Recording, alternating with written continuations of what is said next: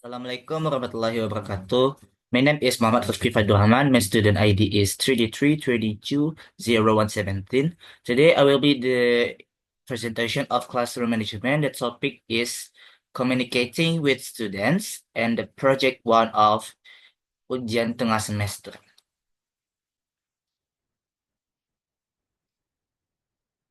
The table of contents is number one, what does communicating with students? And number two, key aspects of communication in classroom management. The next, effective communication with students. And the last, why communicating with students is important. Chapter 1, what does communicating with students? Communicating with students refers to the various ways teachers, instructors, or educational institutions share information, provide support, and engage with students to engage learning and build relationships. This communication can be verbal, written, digital, or nonverbal, and happens in many settings like classrooms, online platforms, emails, or even informal chats. Chapter 2, key aspect of communication in classroom management. Number 1, clarity. Explanation. Teachers must clearly express expectations, instructions, and feedback. Misunderstandings can lead to confusion and misbehavior.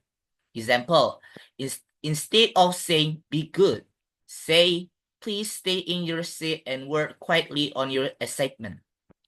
Number 2, consistency. Explanation. Consistent communication helps students know what to expect. This builds trust and reduces anxiety. Example, if a rule is enforced one day and ignored the next, students receive mixed signals, which can lead to behavior issues. Number 3, positive tone. A respectful, encouraging tone promotes a supportive atmosphere and motivates students. The example, saying, let's try to stay focused so we can finish early, is more effective than stop messing around. Number 4, active listening. Teachers need to listen to students' thoughts, concerns, and feedback. It shows respect and help identify problems early. Example, if a student is acting out, listening might reveal they're struggling at home or don't understand the lesson. Number 5, nonverbal communication. Body language, facial expressions, and gestures can reinforce or contradict verbal message. The example, a smile and eye contact can encourage participation, while crossed arms might come across as unappreciable. Number 6, feedback. Timely, constructive feedback helps students improve behavior and academic performance. Example, I noticed you help your classmate great work. Reinforce positive behavior. Number 7, cultural sensitivity. Being aware of students' diverse backgrounds ensures communication is respectful and inclusive. The example, understanding how different cultures interpret a contact, tone, or gestures help avoid misunderstandings. Number 8, adaptability. Teachers should adjust communication based on age, ability level, and individual needs. Example, simplifying instructions for younger students or using visuals for students with learning challenge. Number 9, conflict resolution. Clear. Calm communication helps de-escalate issues and guide students toward solutions. Using I statement like I feel concerned when rather than blaming language. These of the example. Okay, the next, effective communication with students. Number 1, use clear and simple language. Speak at the level appropriate to your students' age and your understanding. Example, instead of saying, commence your independent task, say, start working on your assignment now. Number 2, maintain eye contact. Eye contact shows that you're engaged and focused on the student. It builds trust and keeps students attentive. Example, while giving instructions, make eye contact with several students across the room to keep them connected. Number 3, use a friendly and respectful tone. A calm and respectful tone encourages cooperation and mutual respect. The example, say, I understand you. First they said, let's start a bucket, instead of raising your voice. Number 4, encourage questions and participation. Make students feel comfortable asking questions and expressing themselves. The example, that's great question. Thank you for asking. Let's explore it together. Number 5, provide constructive feedback. Feedback should focus on what the student did well and how they can improve. The example, you did a great job organizing your ideas. Next time, try adding more detail to your conclusion. Number 6, listen actively. Show students that their voice matters by truly listening to what they say. Example, not. Ask follow-up questions or summarize the point. So you say you didn't understand the instructions. Let me go over them again. Number 7, be approachable and available. Students should feel comfortable coming to you with concerns or questions. The example, if anyone needs help or wants to talk about something, you can always see me after class or send me message. Number 8, use positive reinforcement. Recognize and reward good behavior or effort to motivate students. The example, nice job staying focused today. I noticed you work hard through the whole activity. Number 9, adapt communication style to student needs. Tailor your communication to fit students' individual learning styles, language level, or special needs. Example, for visual learners, use diagrams or written instruction in addition to verbal ones. Number 10, set clear expectations. Students need to know what's expected of them in both behavior and academic work. Example, during group work, I expect you to take turns speaking, listen to each other, and stay honest. Number 4, why communicating with students is important. Okay, that number 1 builds trust and respect. Open and respectful communication helps students feel full and understood. Example, a teacher who listens when a student shares a concern shows that their feelings matter, which builds trust over time. Number 2, improves understanding of listen. When teachers explain concepts clearly and check for understanding, students are more likely to grasp the material. Example, a teacher explains a math concept using visual and test asks, can someone explain it back to me in their own words? Number 3, encourages student engagement. Students are more likely to participate when they feel heard and supported. Example, a teacher says, what do you think about this story ending? This invites discussion and critical thinking. Number 4, reduce behavioral issues. A clear communication about rules and expectations helps prevent misbehavior.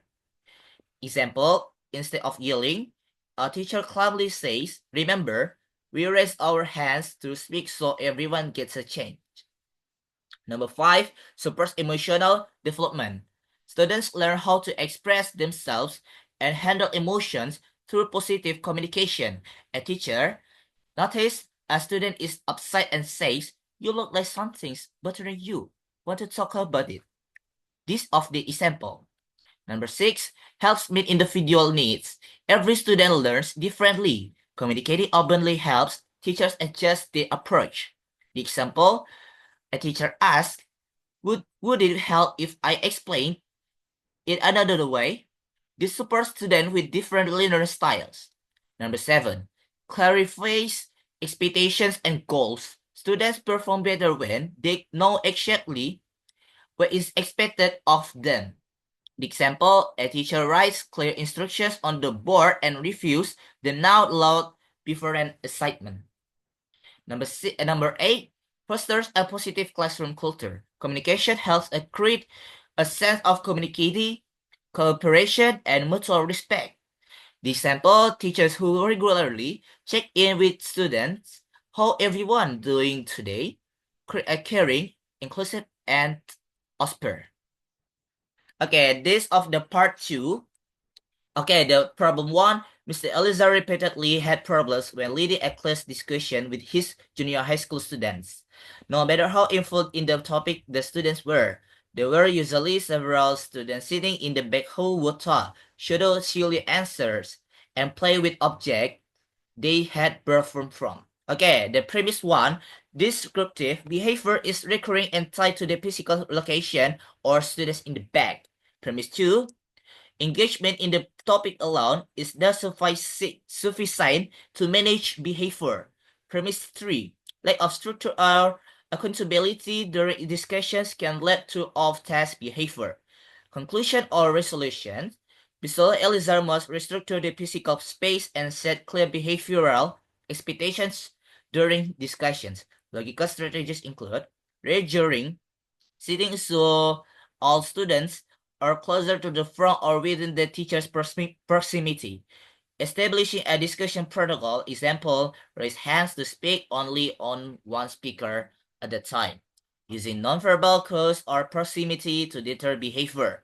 Assigning students roles during discussions or note taker, summarize questionnaire to increase accountability. Okay, the problem two, Zevano was one of the most productive and disruptive students Miss Giandra had ever taught. Throughout class, he continuously talked to girls and teased students sitting near him. He made inappropriate and sarcastic remarks in response to almost anything Miss Giandra said. When confronted by her, Zevana grinned charmingly and responded with exaggerated courtesy to the delight of the older students. Premise 1. Zevana seeks pure attention and gains social power to this description. Premise 2. Miss Gandra's conversations are not discouraging him, but feeding into the power dynamic. Premise 3. Public confrontation gives him an audience, reinforcing the behavior. The conclusion or resolution is Miss Gandria must disengage from the public power struggle and use private, consistent consequences.